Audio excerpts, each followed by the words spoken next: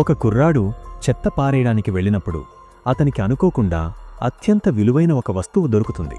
తీరా తెరిచి చూస్తే లోపల ఒక పాత మట్టి బొమ్మ కనిపిస్తుంది. కోపంతో అతను దాన్ని పగలగొట్టినప్పుడు అందులో నుండి కింగ్ సుయాన్ అనే రాజుకు చెందిన ఒక దేశపు స్టాంప్ బయటపడుతుంది. దాని అసలు విలువను తెలుసుకోవడానికి అతను వెంటనే ఒక పురాతన వస్తువుల దుకాణానికి వెళ్తాడు. అక్కడ ఉన్న మేనేజర్ ఆ ముద్రను చూడగానే అది సామాన్యమైనది కాదని గుర్తిస్తాడు. పదే పదే పరీక్షించిన తరువాత అది కొన్ని వేల ఏళ్లనాటి కింగ్ సుయాన్ రాజుకి చెందిన అసలైన ముద్ర అని నిర్ధారించుకుంటాడు. అప్పుడు ఆ కుర్రాడు దాని ధర 20 లక్షలు అని చెప్పగా అతని మాట తీరును బట్టి అతను కూడా ఈ రంగంలో అనుభవం ఉన్నవాడేనని మేనేజర్ గ్రహిస్తాడు.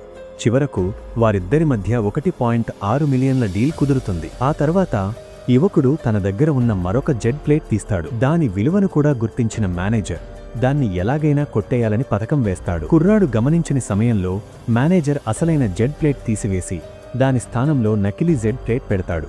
తను చేసింది ఎవరికీ తెలియదని అతను అనుకుంటాడు. కానీ ఆ కుర్రాడు వెంటనే అది కనిపెడతాడు. కాసేపటిలో అక్కడికి జనం మరియు షాప్ ఓనర్ కూడా చేరుకుంటారు. ఆ దుకాణంలో ఉన్న పురాతన వస్తువులన్నీ నకిలీవేనని, ఒక్కటి కూడా అసలైనది కాదని కుర్రాడు అందరి ముందు చెబుతాడు. గొడవ పెద్దది కావడంతో ఓనర్ కుర్రాడిని భయపెడుతూ, నా వెనకాల చాలా పెద్ద పెద్ద వ్యక్తులు ఉన్నారు, వాళ్లని నువ్వు ఎదిరించలేవు అని చెప్తాడు. కాని ఆ కుర్రాడు ఏమాత్రం భయపడకుండా దుకాణం వెనుక ఉన్న గదిలోకి వెళతానని పట్టుబడతాడు. అది చూసి ఓనర్ కంగారు పడుతూ ఉంటాడు. నువ్వు ఇంతలా కంగారు పడుతున్నావంటే అక్కడ ఏదో దాస్తున్నావు కదా అని కుర్రాడు అడుగుతాడు. షాప్ ఓనర్ మాత్రం అక్కడ చాలా ముఖ్యమైన వస్తువులు ఉన్నాయని, ఏదైనా తేడా జరిగితే ప్రాణాలకే ప్రమాదమని హెచ్చరిస్తాడు. కాని కుర్రాడు దాన్ని అంతటితో వదలకుండా నీ గురించి వీళ్ళందరికీ చెబుతాను అని బెదిరిస్తాడు.